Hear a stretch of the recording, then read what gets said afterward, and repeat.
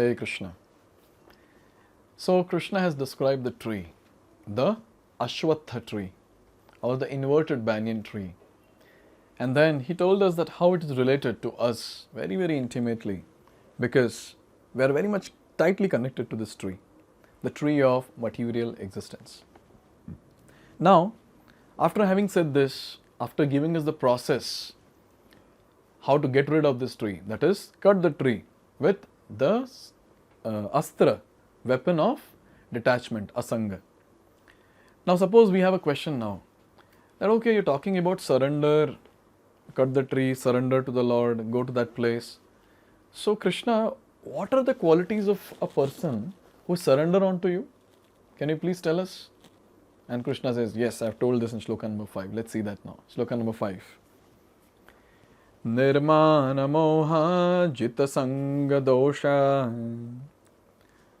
adhyatma nitya vinivritta kamaha dvandvair vimuktaha sukha dukkha sangnyair gacchantya modaha padamavyayam tat.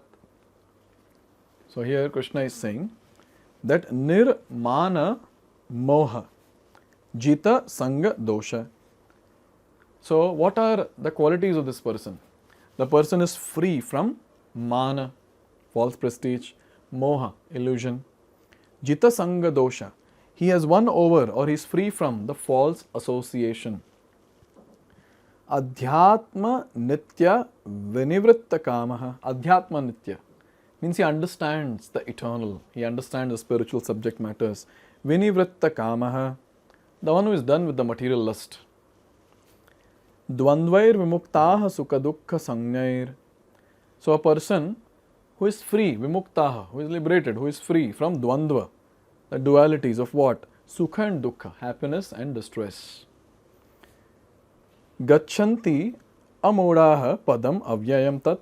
Such an unbewildered person, amodha, such an unbewildered person is the one who knows how to surrender to Krishna and who attains that eternal abode from where the person does not come back. So it's a very nice shloka with very nice qualities which are mentioned. But then there's one quality that we have to focus a lot on. We'll try to do that from Prabhupada's purports.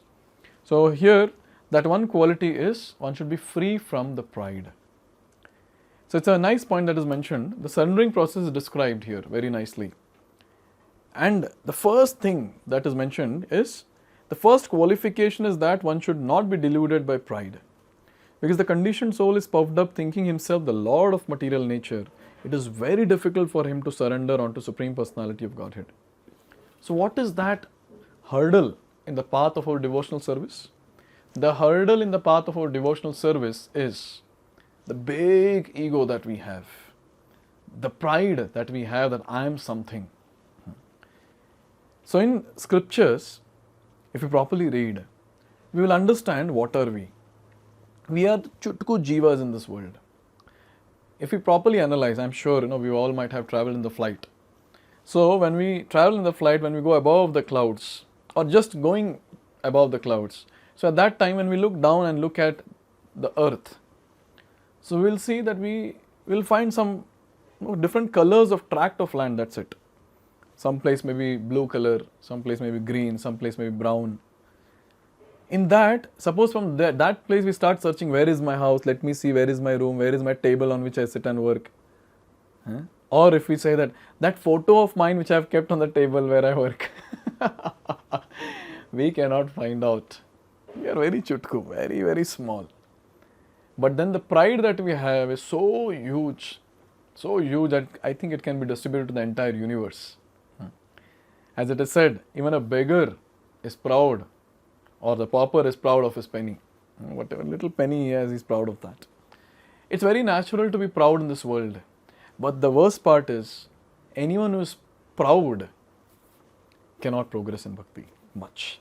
Because that will act as a hurdle. Like, I'm proud and then I go up, and then I come to certain stage of my devotional service and I'm stuck. I'm not able to go above that. So Chaitanya Mahaprabhu, he makes it very clear. In Shikshastakam verses, the verse number 3. Trinadapi suni chaina. This is how he begins that verse. If someone wants to chant the Hare Krishna Mahamantra very nicely, continuously. Be fully Krishna conscious the entire day. The first line is very, very important. Trinadapi suni chaina. One has to be more humbler than the blade of grass. And what does being humble means? Being humble means understanding one's position clearly. I am Chutku and Lord is that great personality. It's not me. This understanding that Lord is everything, He is that great personality and I am nothing in front of Him. Nothing. So in this way we understand that this pride is something which will pull us down. Here Prabhupada is continuing, one should know by the cultivation of real knowledge that He is not Lord of material nature. The Supreme Personality of Godhead is the Lord. When one is free from delusion caused by pride, he can begin the process of surrender. This is the first thing. We should be free from this delusion of pride. When we read Bhagavad Gita nicely, what happens? We will understand that how Krishna is the source of everything. It's not we. One thing I was just thinking about this, that say we die. What is the big loss in this world? So if a person dies, it's not that the world is going to stop. His family members are also not going to stop. Everyone will move on. Nothing is going to stop. The company in which we are working, the office or the corporate setup in which we are going to serve every day, the family in which we are there, the friend circle, the community and all that. So if you are not there, it hardly matters. It will just go on. Maybe for 1 or 2 days they'll mourn and after that done. People will forget. In fact, one of the scientists was saying that if this entire earth gets rid of all the human beings, the earth will flourish like anything. Yes, that's the fact. That's the fact. Because we are those culprits. So the point that we are trying to make here is, even if you are not there, it hardly matters. It hardly matters. But then, this human form of life is given to us so that we understand the higher aspects of life and move ahead, surrender on to Krishna, become nice devotees and go back home, back to Godhead. Not to become proud of whatever we have and be in this world forever. No. Here Prabhupada is saying that pride is due to illusion. For although one comes here, stays for a brief time and then goes away, he has the foolish notion that he is the Lord of the world.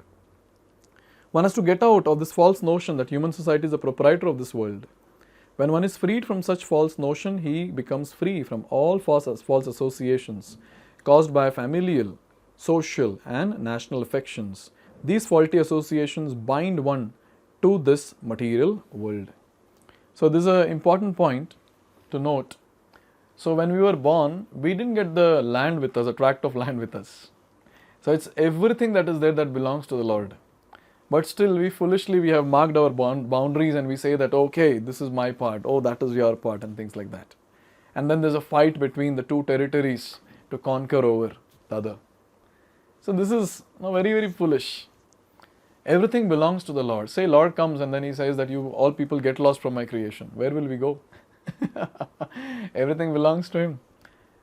Just imagine the sun that Lord has given us. A lot of heat and light we're taking. And say Lord starts charging for it from time immemorial.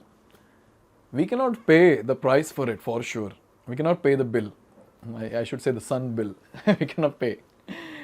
So like that, one thing we have to understand is we are here for a very brief time. And that brief time is not given to accumulate possessions, to do this, do that. We are here to progress on the path of bhakti and break the cycle of birth and death. In this brief time that we have to focus on how can I break the cycle of birth and death by advancing in Krishna consciousness. So when we understand that everything belongs to the Lord and I am just here for some time, like the bubbles of water on the surface of water, when those bubbles will burst, no one knows. So when we take birth, like we have taken birth in India, so we'll say Bharat Mata ki Jai. And say if someone is taking birth in Pakistan, then Pakistan ki Jai. Why? That particular tract of land becomes glorious because I have taken birth in that place. So this attachment, and why that family is glorious, why that community is glorious, because I am part of it. So it's all ego triggered dialogues which are there, that this is best, that is best, iski jai ho, uski jai ho. Here it is said that these faulty associations bind one to this material world. So we say that I belong to this family, this community, this nation. So these are all false ideas and or false attachments. Why? Because today I might be born in India and say I'm doing a lot of sins. Maybe I'll be born in some other foreign country and I'll not get the opportunity to practice devotional service. So what does that mean? That I'm not eternally connected to any area. I'm not eternally connected to any family. I'm not eternally connected to any society. We are just there for a brief time together and then we separate. That's the point which is made here. After this stage, after understanding that nothing belongs to me, after getting rid of the pride, one has to develop spiritual knowledge. One has to cultivate knowledge of what is actually his own and what is actually not his own.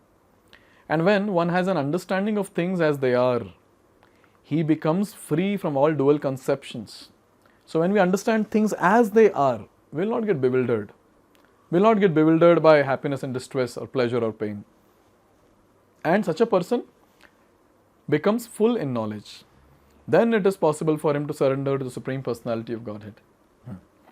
Yes, these are the qualities which are needed to surrender unto Supreme Personality of Godhead.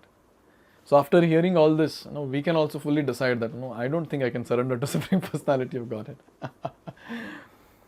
But then see, one thing is there, that just by chanting the Hare Krishna Mahamantra, just by being in the association of devotees, these qualities will automatically manifest. Because these qualities are there already within us. I mean, these qualities are associated with the soul. But since now our consciousness is covered with contamination, these qualities are hidden.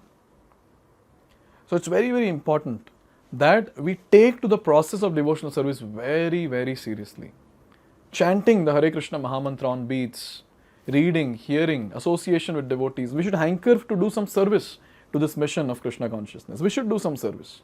So when we do all these different things, at that time, these qualities will slowly manifest because the contamination, the covering will slowly be removed.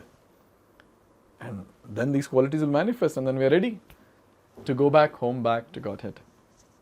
So after having said this, now Lord is speaking about the qualities of a person who is ready to, or who is a surrendered soul.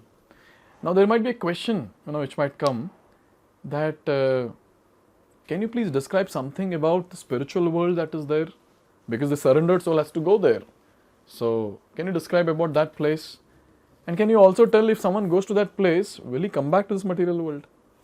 So this question Krishna is answering in the next shloka. So let's see that in the next video. Hare Krishna. Hare Krishna, Hare Krishna, Krishna Krishna.